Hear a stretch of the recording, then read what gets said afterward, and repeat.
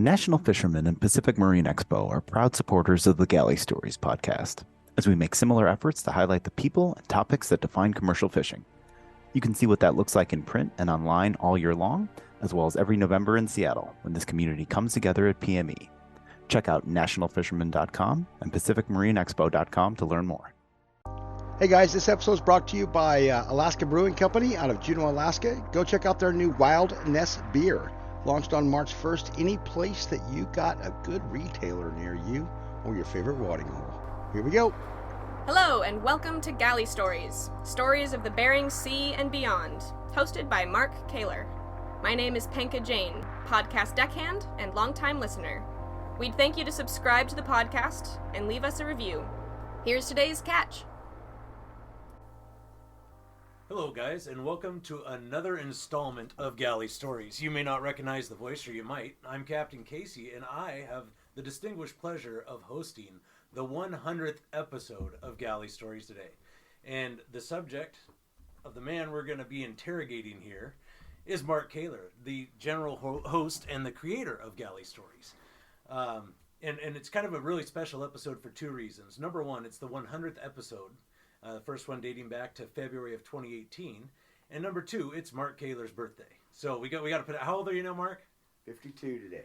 52. Wow, that's like 106 in dog years or something. I don't even know the number. But so Galley Stories came about. You know, it's from the Bering stories from the Bering Sea and beyond, right? We've had lots of different episodes that I've listened to personally from guys really that kind of come from across the globe.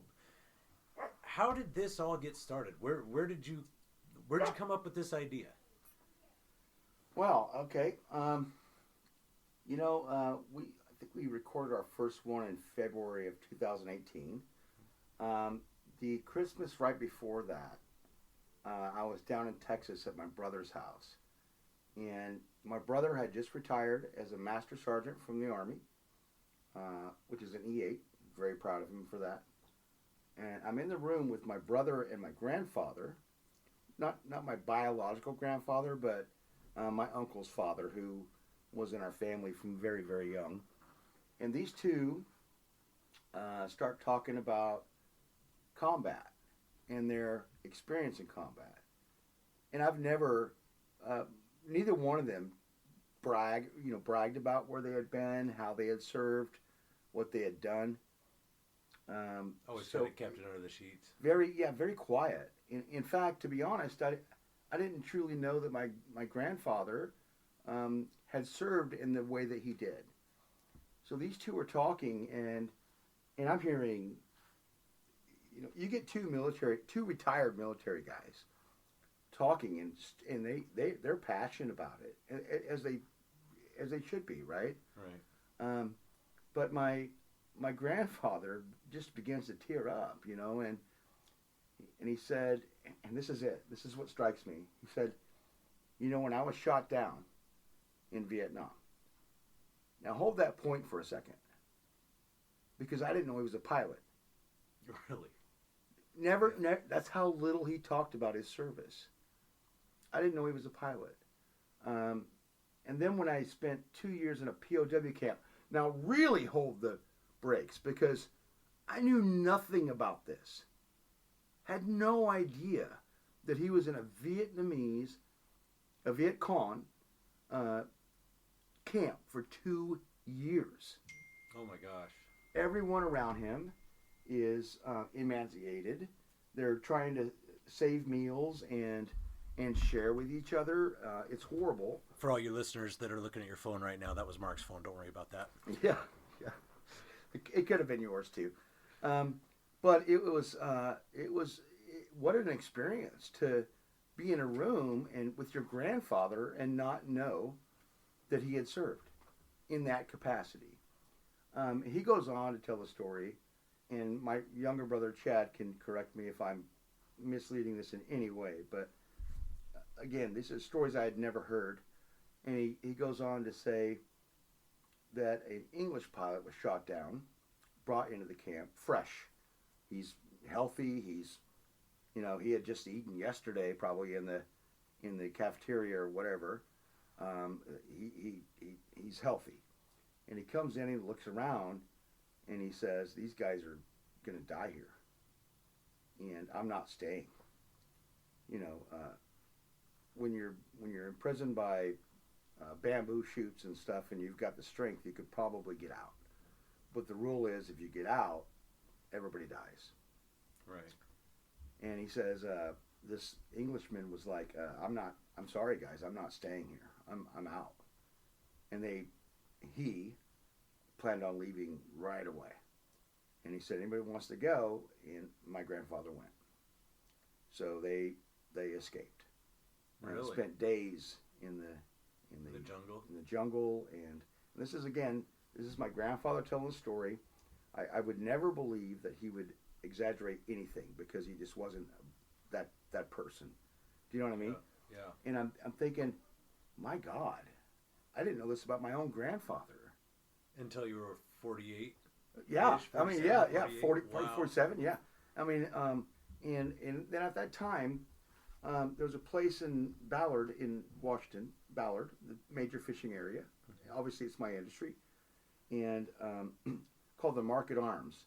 And every Friday at 3 p.m., the Market Arms would be filled up with fishermen.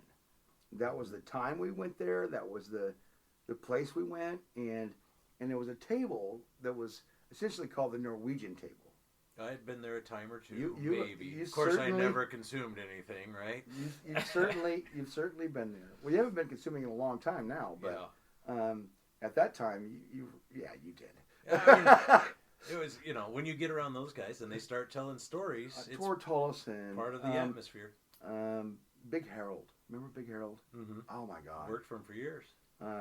Just these amazing men that you'd sit with, and the entire talk of the table was fishing, right? Mm-hmm. What I did. Remember that time I got, it was, and but there was other people at the table that could collaborate their stories. It wasn't fictional. And you were the fly on the wall for it. And I was just right there listening, and I thought, who doesn't know their stories?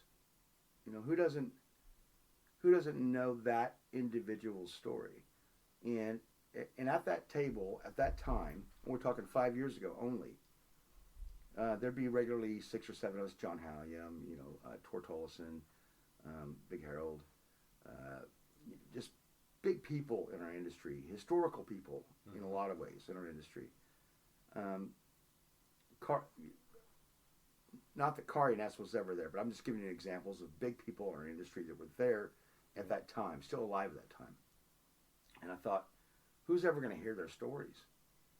And so I thought maybe I'll just record a couple and see how that works out, because... Were you thinking podcast at the beginning, or were you thinking just record them on video or something just so you had them? No, certainly podcast. At that time, podcast was the well, for my introduction anyway. I'm sure they existed long before that, but I'm pretty slow at tech. So for me, it was like, oh, that's the way to go, and so I thought, I'll just start recording some of these. And again, back to that table of those 6 or 7 guys that I would sit with every week, 3 of them are dead. Mm-hmm. Those stories can never be told again. Right. And so it's like, get them while you can. I mean, everybody has a unique story in every industry. If you're a coal miner, or if you're a gold miner, or if you're a logger, or you worked at a Ford plant for 50 years. Mm-hmm. Everybody has a story, but a lot of people don't have the opportunity to share that story. Right. You know what I mean? And it's I think it's a lot more than just the story. I think when you're listening to your grandfather and your brother talk about their war stories, and you hear about these guys telling stories about what happened to them in the Bering Sea and everything they experienced that way, I think the similarities and the camaraderie that people share within these same industries or wars or whatever it may be, if they sit down and start talking and one story sparks another, it's almost endless. As long as the beers are there, things just keep coming out, and it's so entertaining. I've been in your position at that table, and I remember when you first brought the idea of Galley Stories up with me, you said, I got this thing, I'm going to be doing this, and this is my thought. And I thought about it for a second, and I was like, I can't find a single idea. Like, I'm always going to be the guy that, you know, you can bounce something off of, and if I can figure out a negative in it, I'll tell you. So you can, you know, have a way to combat that and just kind of play the devil's advocate. I couldn't find a single thing where I was like, man, this wouldn't be awesome. I remember when you told me about it, and I was just like, wow, this would be cool. You were really early on, too. Early recording. One of the first several episodes. I don't know what number, but yeah, we'd have to look. It was early. Well, but we had talked about it way before that. I think we had talked about it when it was still in the early stages of trying it. Yeah. Just to bounce it off you, right? So the first episode, which was later, very, very later published, it was a test episode with Craig Jensen. I brought him out to the Gale. Remember the Gale, my boat? Yep. And made him a Manhattan, right? Because that's his thing. And we just recorded it. And his episode didn't come out until much later. One that Stephanie actually introduced at a later point. But that was the first test, just to see, one, if my recording equipment would work, because everything I have is like just basic stuff, right? And that was the first recording we did, which never saw the light of day till probably 20 episodes later. But it was just a sample of it. That's sometimes how these things go. I know when I recorded a lot of video, it was a lot of it got put in the locker, so to speak, and then pulled out later and added into different things as it just kind of fit the story timeline a little bit better with social media and whatnot. So out of 100 episodes, what would you say was your favorite episode to record, or the most memorable story? Man, probably the most memorable would be Tor Tollison, because his story just didn't stop. He came over from Norway on a $100 visa that his grandmother gave him. The $100 was given to the government so that if you got in any kind of trouble, they could send you back to Norway. That was you had to prepay your flight home. It was your bond, right? So that if it didn't work out and you got sent back. So his grandmother upped this $100, which he didn't have. He's a young kid. He comes over, and this sticks in my mind so much. He comes over. His uncle is Kari Ness, who you know very well. Yep. He's running a boat called the Viking Queen, which we all know. By Pack Fish. All of us that are in Alaska know this boat very well. Beautiful teal and white, and just she always looks elegant normally. But at that point, she was a scallop boat in North Carolina or South Carolina, over there, right, East Coast. And Tor's over here with like $10 now in his pocket. He's got a $2 a night hotel room, and he goes out on the boat for his very first trip. And the Viking Queen is with the Snoopy, is her sister boat. And the Snoopy, Tor is a young kid with his uncle as the captain, so he's in the wheelhouse. He's trying to listen in and experience things. And so Kari is talking to the captain of the Snoopy, and the captain says, "Oh, we just pulled up a torpedo. I'm going to go look at this." This is his first night scallop fishing for Tor, young kid. And the boat exploded. Killed everybody. You can Google this and look it up, guys. 3 people survived. And it was a full man boat. We're talking like 15 people on this boat. Big boat. Big boat. The 3 that survived were sleeping on the top of the wheelhouse because it was too hot inside. So they were blown off. Wow. So this young kid's first experience of fishing was pulling parts of bodies out of the water. Wow. I've never heard this story before. You should listen to his episode. I'm going to have to now. Well, it gets even worse for him when he goes to Alaska. And I'll let you guys go back and listen to this. But Tor Tollison episode. Look for the one that says Tor Tollison. It gets worse for him. What an experience. So when I was recording that one, I think was probably the most impactful. and made me realize that, man, this is the right thing to do. Because who would have... You personally know Tor. I know Tor. Would he ever? Corey Would he passed, ever but talk or brag or nothing? No, very humble. And that's something you see a lot in the Norwegian community as a whole. A lot of them who have done very well are all very, very humble, and they bring their kids up the same way. And a lot of them still work with their hands to this day. And honestly, they don't have any reason to work at all, but they still work, and that's part of that deal. I remember at Kari Ness's funeral, it sticks out like a sore thumb in the back of my head, and every time I hear it, I think of him. That song by Tim McGraw, "Always Be Humble and Kind." And there's so many people like that from the fishing industry, but especially the Norwegian clan. Always be humble and kind. Yeah. Yeah. So that was probably the most impactful one. For sure. That's a pretty memorable one. You know what though, Casey? I think every episode has a moment of that. You know what I mean? A wow moment. Like a wow moment, or I've been there, you know, or how could you have survived that? Or how, every episode has a unique part about it, but as far as the most impactful, that's probably it. Yeah.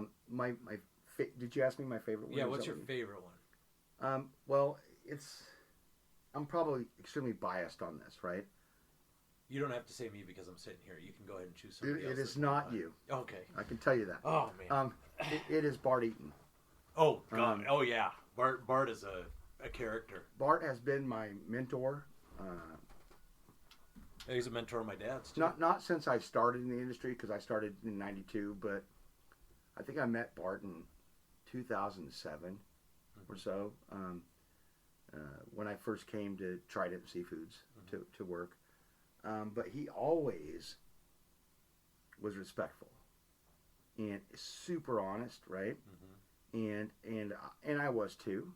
So we clicked really well, which to click with Bart is a great thing, right? It is. So I'm probably biased there because I cared about him so much.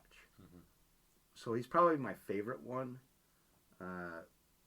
I've had a lot of great conversations with Bart over pizza in Hawaii on the hill at his place there before he sold it. And the stories that I've been around to hear him and my dad tell, similar to you down there at Market Arms,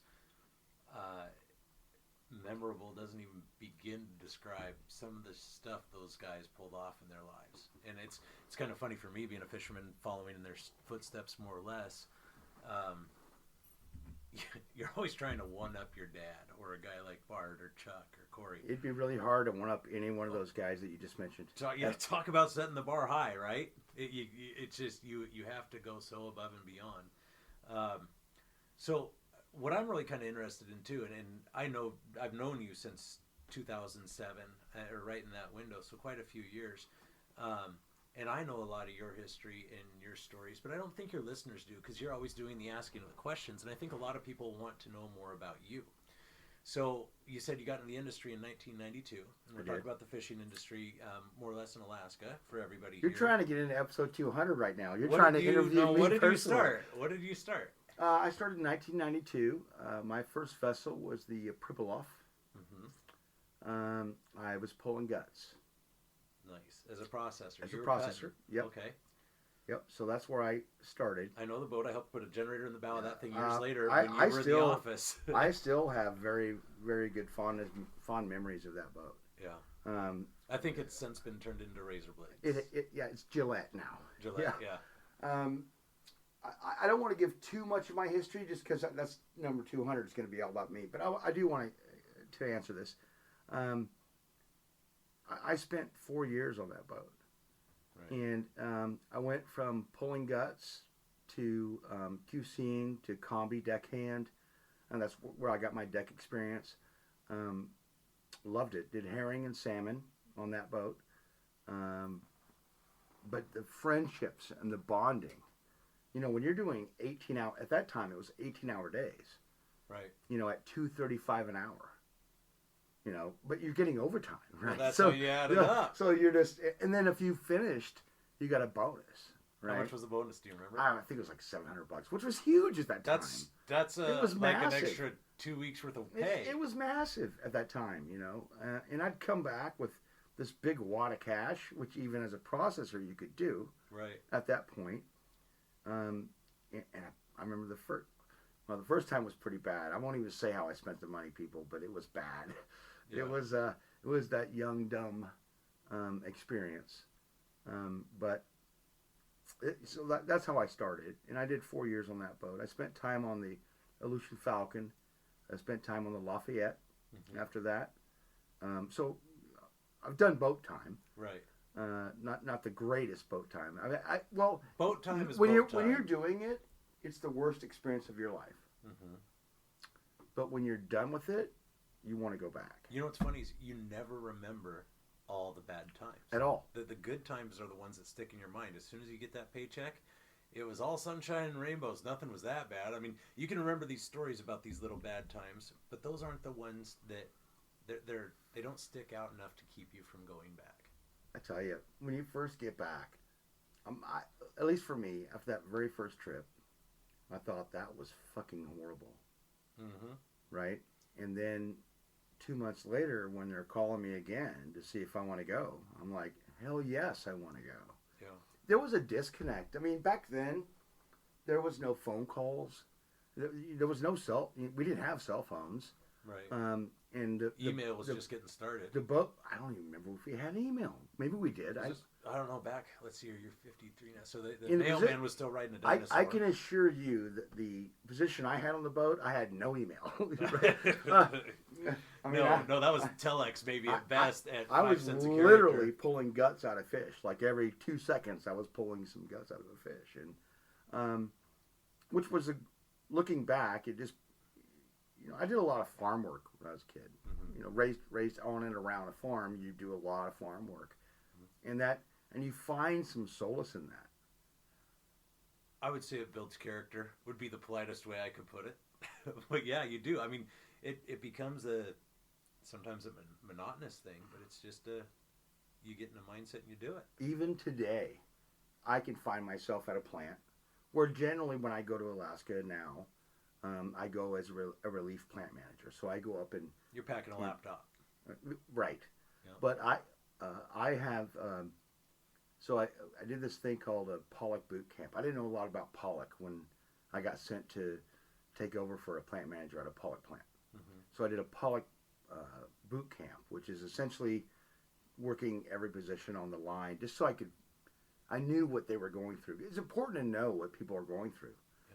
Yeah. And one particular day, I was doing packing, which is essentially taking the raw product and putting it in a box and then closing the box and putting it in the freezer, mm-hmm. right? And like case up kind of thing. Case up, yep. So I'm down there, and I'm going to spend an hour down there, and I'm down there doing case up, and then about 4 hours later, I get a tap on the shoulder that says, "Hey, are you going to go run the morning meeting?" And I'm like, "What?" Like I felt like I had been there for, I don't know. It just felt like a very short amount of time. Did you ever do an episode with Dave Abbasian? Dave and I have never recorded his episode at all. Once you get to that point, people, you're going to have to look ahead from episode 100. But when Mark gets one in with Dave Abbasian, you'll hear about a ground-up story of going through a plant. That one's interesting. Yeah, just like you were doing the short version of that, the boot camp version. He did the hardcore real life version. He's promised me an episode. So he's a very good friend of both of ours, actually. And no, he the only time I've had him on the show was recording the CHB, Chuck's episode. But yeah, Dave has a very unique story, and I look forward to getting it. But anyway, so like I spent 4 hours just zoned out on that line. That's how comfortable you can get, without having to check your reality. It's just, there's something comfortable about that, Get in a groove and go. Yeah, without being responsible for everybody around and just same thing happens on deck, right? You're hauling pots. Yep. Next thing you know, it's dark out again, and where'd the day go? You're just doing what you got to do. You just groove. Okay, so you went. You did boot camp, Pollock boot camp. You learned about that, and then the next thing you know, you're running the plant, right? Well, on a relief basis. And how long have you been doing that for now? I think 4 years. 4 years. This is coming up on my 5th. This next trip.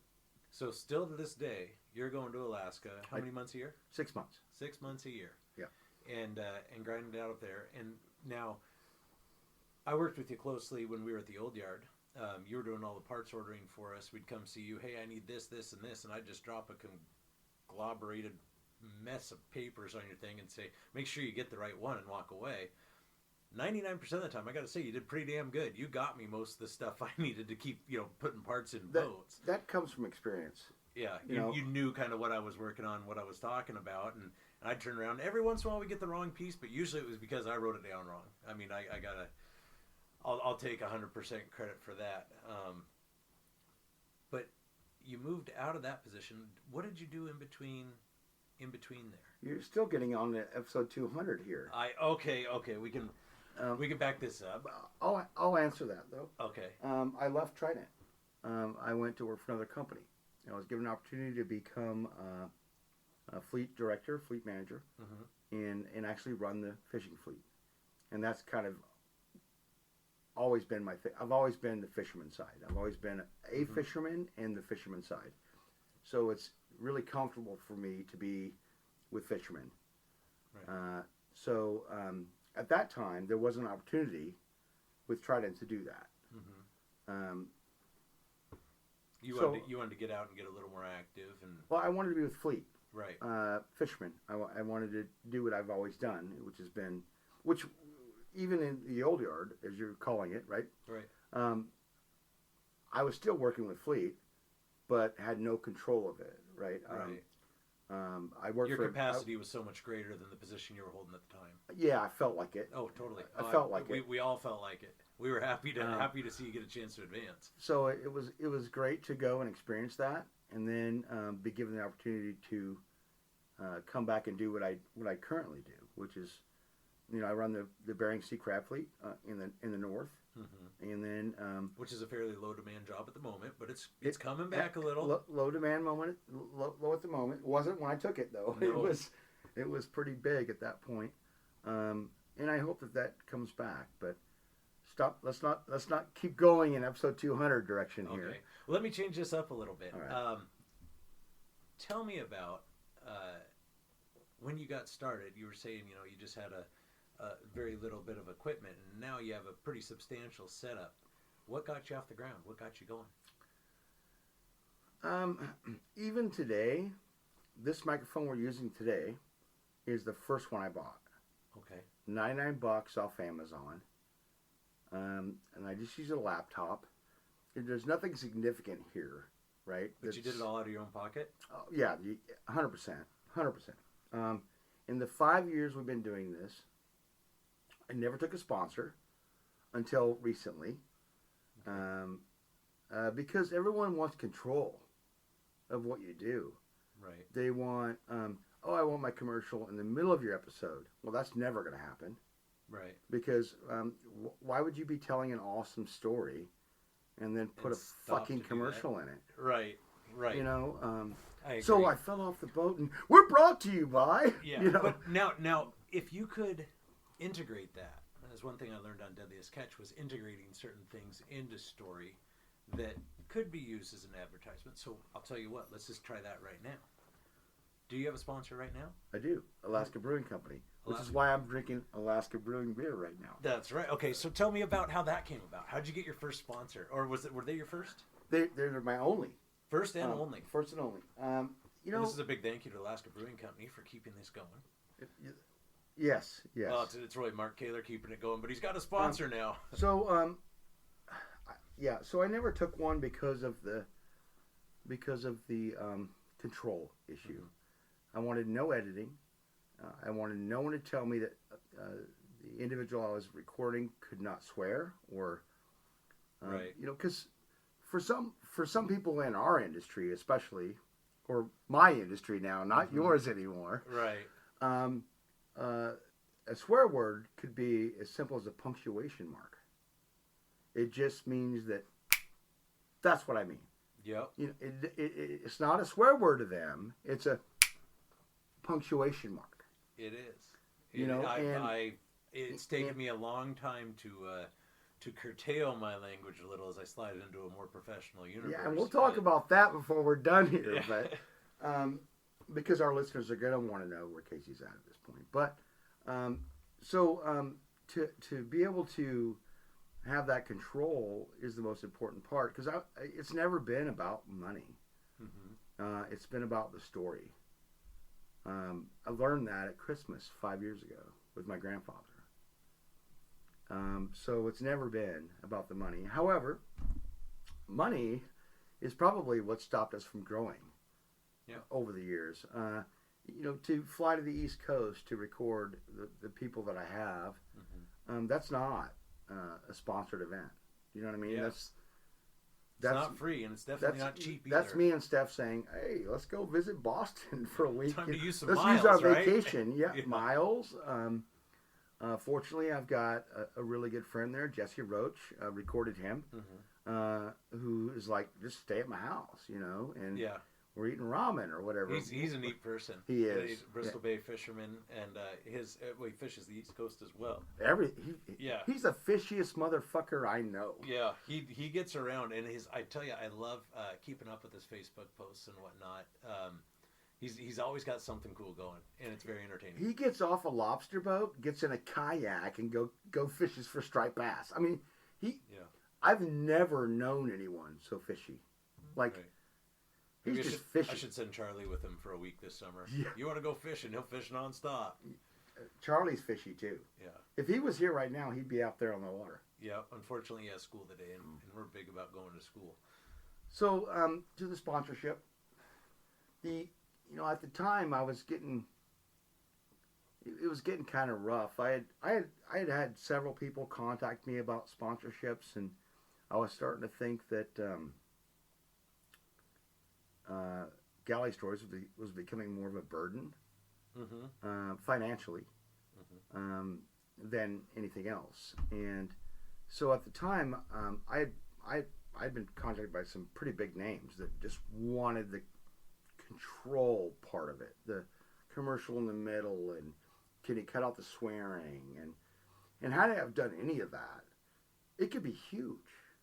You know, it could be, but it wouldn't have the same pizzazz. Correct. It could have been a lot of things. Yeah.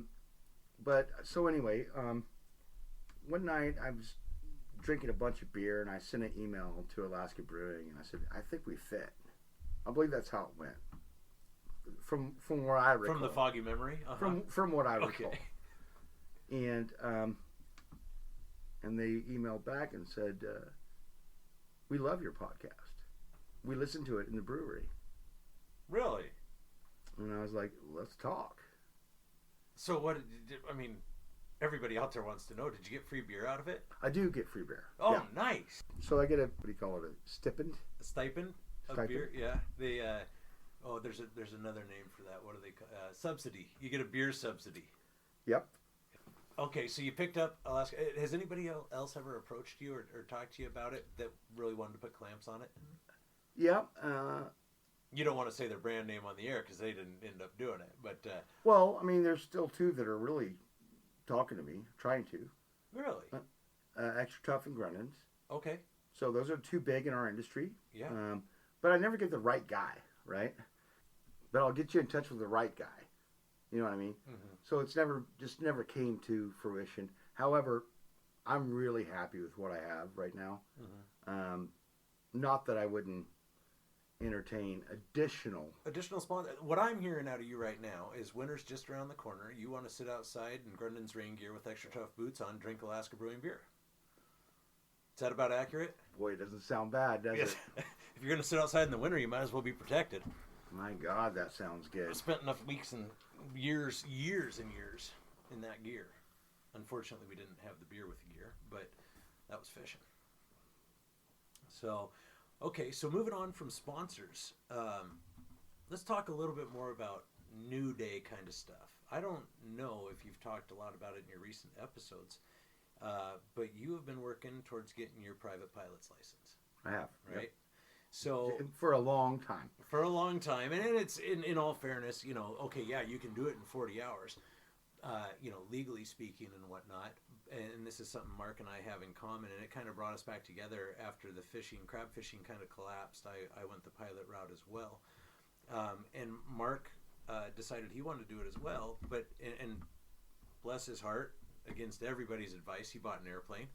But that darn airplane it's a wonderful machine, but it's just had issues, right? And you've seen the hurdles that come with aviation, and you could be working towards something and you just hit a brick wall.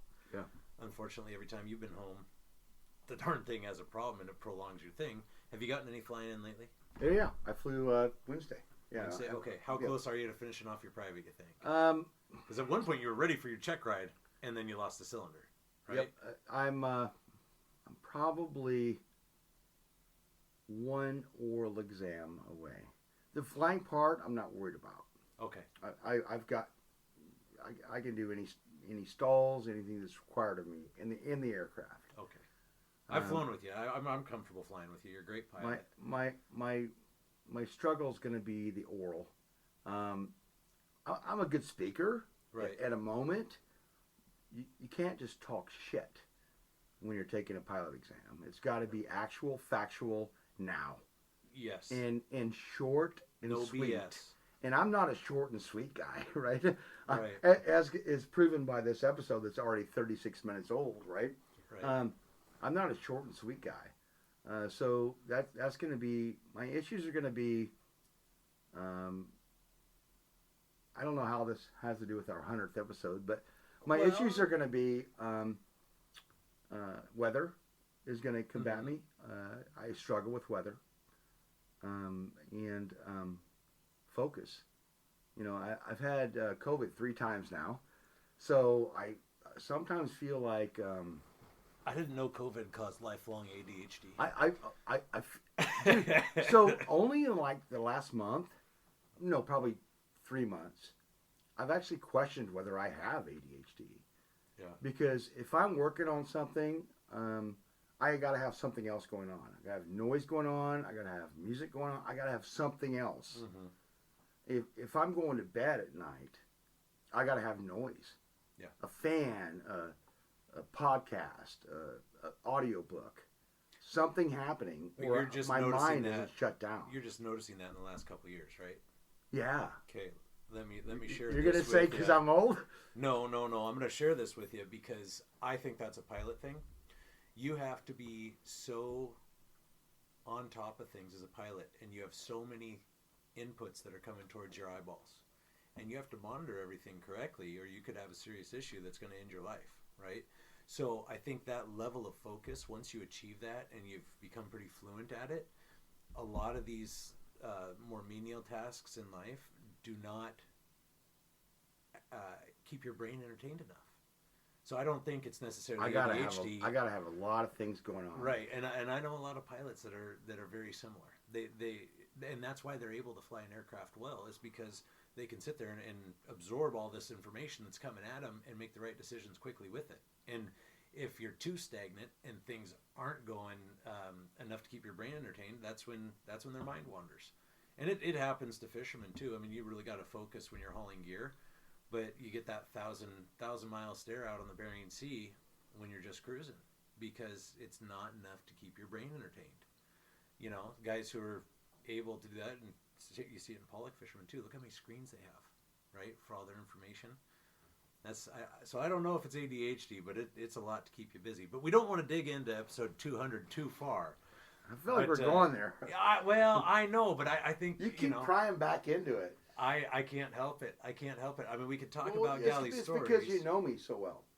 You're Right. asking too many personal questions right now. Too many. Oh, he's offended. No, ladies I'm and not gentlemen. offended.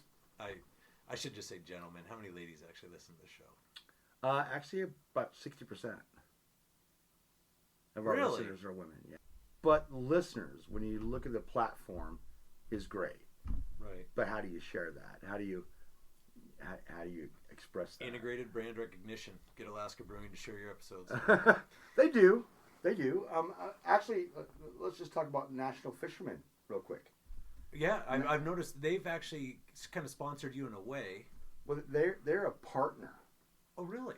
That's not a sponsor. That's a partner. So, so what they do for me, if you ever see a National Fisherman magazine article online, and you click it, on the bottom of every article is a link to my podcast. Okay. Is a link to Galley Stories. They also, the Pacific Marine Expo gives me a spot at Pacific Marine Expo every year. So you get the desk, and that's part of National Fisherman. Yeah, well, those spots are really expensive. Oh, they give you the whole booth. They give me the booth. Well, those are expensive. They're really expensive. So I get the booth. Oh, that's awesome. Really awesome. So they've been great, and they've been probably the best supporters from the very beginning. They were the first to ever approach me about supporting, not sponsoring, but supporting, and how can we help, and how can we share these stories. So they've been the ones, right? Right. So where did your first dollar come in the door for Galley Stories? Obviously, National Fisherman's been more of a partner. You got some money from Alaska Brewing as a sponsor. What was the first buck you ever made, or that ever came across the doorstep? Deadliest Catch. Actually. Really? I had recorded Nick McGlashan, a good friend of mine, good friend of yours, actually. Yep. I miss that guy. Who passed away, and they wanted to use some of the sound bits off of his episode. And so my better half, being an attorney, wrote up the contract to allow them to use it. And so we did, which you guys can find that. I think it's called Life on the Rail. Okay. Nick McGlashan. So they used it. So part of that was that they had to put Galley Stories on the screen, whenever they were using a clip of Nick from my show, or from Galley Stories. And I imagine you got some listens from that. Yeah, anytime you get a big guy on there, right? You get a lot of listens. When yours came on, I got a lot of listens. When Sean Dwyer's came on, obviously the big guys in our industry that are known outside of our industry, obviously you get more listens and shares and right. And their notoriety grew through Zach Larson. Catch. Yeah, you just and any one of those guys shares your stuff and you get a boost. But so Nick's was the first time that we ever saw an income. At that point, and even still today, it's not really about the money. It's about the stories. It'd be great to have more sponsors, or even better would be the gear store, right? Right. What was the gear store online has got to happen. Galley Stories Gears. It is. It's on there. Oh, it's on there. There's a link. I know I have the sweatshirt, but I got it from a good buddy of mine who gave it to me for free. So you can actually go online and buy Galley Stories gear and help support what you got going. Yeah, on the bottom of every probably only the last like 5 episodes or so, there's a link there that you can go to and do that. Well, if you guys are enjoying listening to this, go to galleystories.com or go to the link on the bottom of the page and buy yourself a little Galley Stories gear. It's got a cool little logo and, represent. Oh, let's talk about the logo. How'd the logo come about? Okay, I got a great story about that. So my daughter is a really incredible artist, actually. And at that point, I think she was maybe 16 years old, drawn really incredibly. And I had told her about this podcast, and I'm like, "Can you draw me the logo for this podcast?" And she's like, "Yeah, Dad. Yeah, of course I will. Sometime, whatever." Right. And one day she's on the Gale, my boat, and I was like, "Honey, I need this. We're now going to start doing. I got to make stickers and logos. We're really going to do this." And she's like, "Fine." And like 5 minutes later, she comes in and goes, "There you go." Slaps it down on the table. And that's it. And it's stuck. That's what she came up with. She did good. I like it. Well, it's an anchor. It's got nets on it. It's a fish hook. It's actually not even proper, but it is cool. It is cool. Yeah. I like it. I think she did a wonderful job. In like 5 minutes. And she's like, "There you go, Dad. I'm done." Not to go back too much to the beginning, but one question is that I just thought of here a second ago. What or who, if you could go back in time, somebody that's already passed on? Chuck Bundrick. Okay, that's who would you interview? That would be the man. Chuck Bundrick or Kari Ness. Yeah. In our industry, right? Sure. Did you ever get one in with Doug Dixon? So Doug and I have recorded like 27 minutes. Yeah. But it wasn't complete.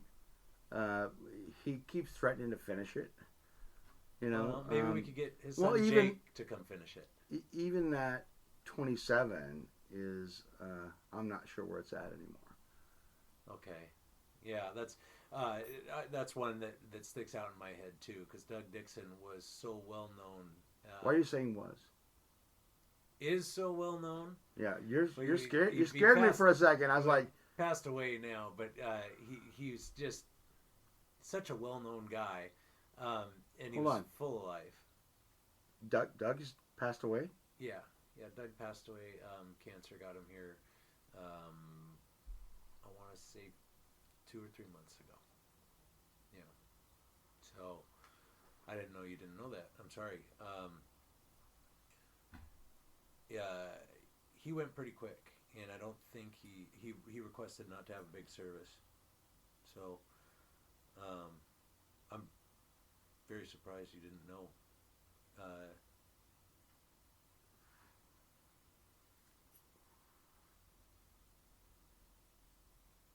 Wow, I don't even know.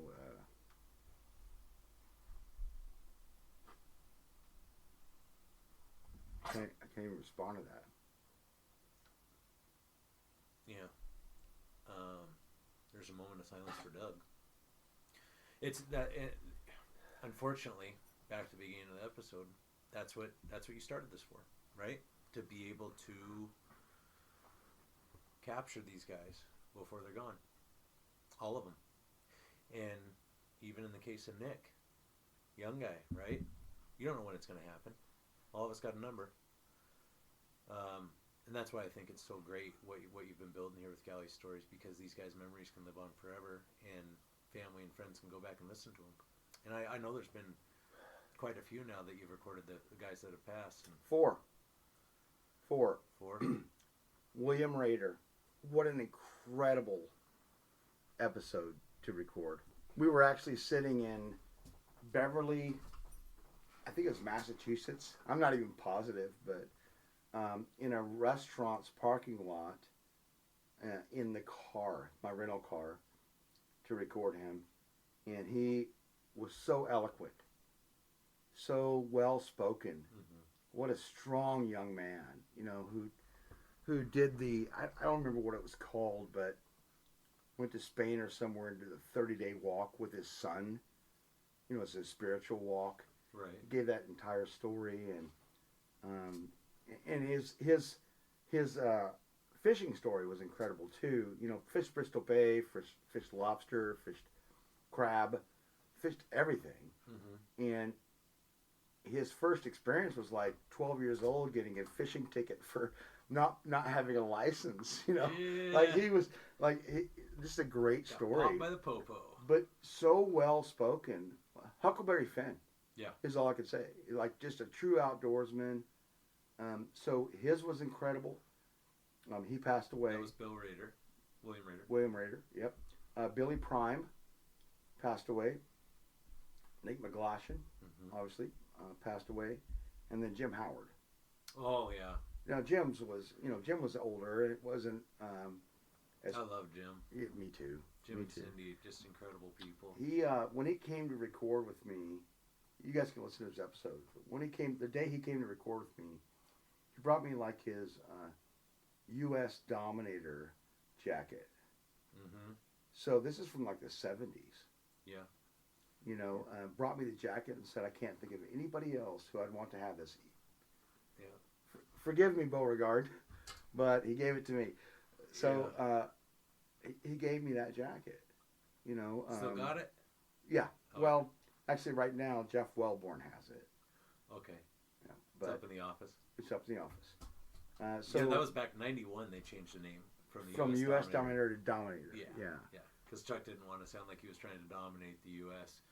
As far, he was a very pro-USA guy, but he just wanted to dominate the U.S. market for sure, world market, really. Yeah. So yeah, we've lost 4, and I'm sure, obviously, everyone on this podcast will eventually be gone. Yep. Including myself. And me.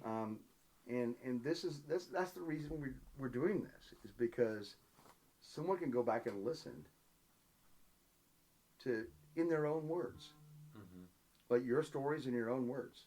Yep. We did it twice. Did we do mine twice? We did. Was the first one no good? Well, we were drinking a lot. That's back when you were drinking. That was, yeah. Well, it had to be a while ago if I was still drinking. And I was like, you don't remember? I called you and said, Casey, I don't think we should put this one up. It wasn't good. Sounding a little sloppy. Like, let's do this over. And there's been probably 15 or 20 episodes between that number that I've never seen the light of day because of that. Never will. And never will. Unless. And never will. Unless we do an after dark. Galley Stories. You know what? After dark should be, or maybe after death. AD. Once the guy's gone, you can't get in trouble for it anymore. Let it fly, right? You know, Bart Eaton threatens me that I've recorded with Bart 3 times. Yeah. Again, my mentor, my favorite person I think ever. In fishing, and he's like, this next time we do it, I'm going to give you all the dirt. It's coming like, out, all of it, huh? but you can't publish it till I die, right? But he's never given it to me. You know, he's got great stories. He's a good storyteller, but I've never gotten the dirt. I'm shy, but without giving away too much, I'm sure there's some dirt there to be found. I mean, you know, I just ask him about how skiffs get in trees. Oh, okay. Just make sure you put that on the list. How does a skiff get in the limb of the tree when there was no flood? I'm sure there was a helicopter involved or just a high speed. Bart will have to tell you the story. Okay. All right. Any other questions for me? Oh, for you. For Galley Stories. For Galley Stories. What's next for Galley Stories? Where do you see yourself in 5 years? I don't know, Casey. I want to keep doing it. I want to keep sharing. Where I would like it to go, I'd like it to go to California. I'd like it to go to Florida. I'd like it to go to Panama. I'd like it to go where anybody makes a living on the water. That's where I'd like it to go. Well, if you want to go to Hawaii, I know a great spot you can stay, and I got a lot of characters over there that have some incredible life stories. And that would be awesome. Yeah, including my buddy Jeff Silva. He might be a good one for this. That would be incredible. So that's where I'd like it to go. I'd like it to become more of a. Right now, we pick our destinations for vacation on 2 things: baseball fields that we haven't been to yet, or where I can record. That's how we pick our vacations. So now, unless you get a sponsor that's going to cover the travel, you got to kind of look at how many miles are in the account too, right? Well, yeah, and nothing. I have a great sponsor. Right. But they're giving me everything I want. But I mean, if Alaska Airlines wanted to step up, this would be a perfect episode to, wouldn't be bad. Let them dive in on. But I would like it to. I would like it to endure. I would like for more maritime stories to be captured. There's, when I started this, there was no other maritime stories podcast at all, and I don't know that there still is. Focused the way that we're focused, right? Every episode is about one person's life, their adventure. In fact, next week's episode, 2 weeks from now episode, is going to be incredible. Young lady, Amistad, out of Bristol Bay. You guys will listen to it if you want. But I guess the focus would be, it'd be great for, it's not about the number of listeners. It's more about how many stories can get captured, I guess, because everything stays online now. So Speaking of that, a partnership I just thought of, which might be really mutually beneficial. I love the fact that you're trying to get me a sponsor. But I can I can link you up with the qualified captain on Instagram, because I remember book. Aaron and I probably talk once every 2 weeks. Okay. All right, good. As long as you guys, the reason I say that is because he has the videos of all these guys having these massive bad days, and I remember this book growing up, and it was called "No Shit, There I Was." That was the title of the book. No shit, there I was. Man, some of these guys, if he can link up with the guy who drove the boat up on the sandbar or on the rocks, and all right, buddy, without attorneys listening, tell us your story. So I think you actually put me in touch with him, or put him I did. in touch That with was me. When he was getting ready to start his podcast, which, by the way, guys, is the Qualified Captain. That's the name of his podcast. And he's up and running with it now? Yeah. Okay. He's like on episode 6. I believe, now it's all coming back to me. I believe he called me, or he said, I'm thinking about starting a podcast, and I said, you need to talk to my buddy Mark. Yep. Now I'm remembering. And we've been talking regularly since. Okay. So I gave him some advice about how my struggles were and have been and continue to be. Mm-hmm. To kind of mitigate. There's a lot of growth struggle with this thing, right? Mm-hmm. Like I didn't have a website for the first 3 years. I was just putting content online, and people were picking it up here and there as scraps and whatnot. And then I had a professional website designed. Bridgewire did my website, and that helped grow. National Fisherman came in, that helped grow. Alaska Brewing Company, that helped grow. I actually had a listener from Maine. Her entire family was on an Alaska cruise vacation. Deb is her name. Mm-hmm.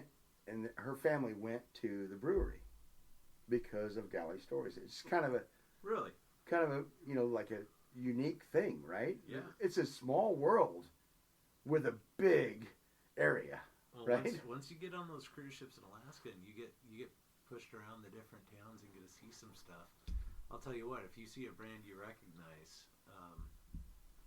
you definitely go to that spot. It's just a natural draw because you feel a little bit more familiar with it. And I just did an Alaska cruise, as you know, and it's I went to places that I knew. Deb called me and said, my daughter's there right now. So I called the brewery. I'm like, their meal's on me. Nice. like just right. Closing the circle a little bit, That's pretty sweet. But yeah, no, I hope that Galley Stories continues to grow, but more importantly, I hope that the stories continue to grow. Is there anybody that you've talked to that won't really give you an interview that you really want? Yeah, your dad. Really? Your dad, yeah. Your dad did the, because your dad has an incredible history. He does. And he's one of the ones that are getting older now that you want to get, right? He just turned 69. So I love getting the young guys too. No offense to any young guys, right? But the maritime history of the older guys is the ones we're going to lose. Right. And so your dad did the CHB episode, the Chuck Bunder episode, and it was incredible. But we got none of his story out of it. Right. So your dad would be a good one. Knut Olson, I want to get. That would be wonderful. I want to get him really bad. Okay, well, I think those two would definitely be very interesting to listen to. It looks like we're getting a little long in the tooth here for our episode. We're coming up close to an hour.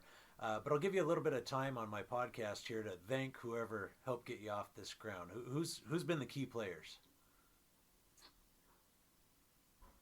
Probably, probably. I was gonna say Stephanie has been an avid supporter, big time. Mm-hmm. But I think there's a lot of them actually. I would say our industry. There you go. Everyone who listens, in our industry anyway, is like, wow, it's amazing. Thanks for doing that. And that makes you feel good to hear that, you know. I went into a bar once, because I do that occasionally, and a girl had on a Galley Stories hat. Didn't know her, but there it was. Nice. You know, and that's kind of a really cool feeling. Your brand's getting out there. Slowly. Well, let's get it out there a little faster. Everybody like and share this. And as never before, I've been your host, Captain Casey McManus, on this one and probably only time I'll be given the reins to host this with Mark Kaler here for Galley Stories. Make sure you guys continue to listen in, and we'll see you on the next episode. Yes, we will. But before we go, what's happening with Casey? Oh, Just real quick. Just a small snippet. crab fishing crash, bought an airplane, got trained up in it, got a job, and I'm going to be flying for a living soon. So if all things go well in the next year and a half, 2 years, I'll be Captain Squared. So if you hear that, hello, ladies and gentlemen, welcome aboard Flight 1736. This is your captain, Casey. You'll know you're in good hands because I'm good at driving big things. All right, end it there. All right, we'll see you guys next time. See ya. Thanks for listening to Galley Stories. We hope you like what the net brought in. Please leave us a review on iTunes. Whether you like it or not, we're not fishing for compliments. Look us up on Facebook and Twitter too, and reach out to us at galleystories@gmail.com.